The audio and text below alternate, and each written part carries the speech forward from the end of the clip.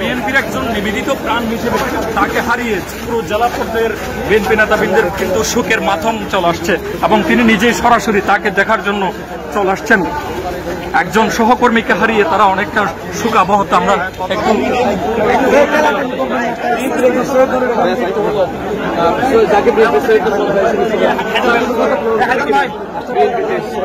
আমার আপন ভাইয়ের থেকেও বেশি দীর্ঘ 30 বছর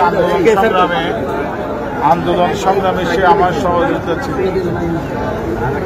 স্বৈরাচারী হাসিনার বিরুদ্ধে আমার সাথে কাঁধে কাঁধ মিলিয়ে সে বিএনপি শুধু সংগ্রাম না, বিএনপিকে তৃণমূল পর্যায়ে প্রতিষ্ঠা করেছিল সৈনিক সদাগর এবং তার অনেক অবদান আছে বিএনপি প্রতিষ্ঠার পিছনে।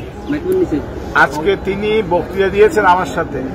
বক্তৃতা দেওয়ার পর মিছিল শুরু হওয়ার প্রাককালে ব্যানারও হাতে নিয়েছেন। এর মধ্যে তিনি তাকে আল্লাহর মেহমান হিসেবে তিনি এটা আমার জন্য খুবই দুঃখ।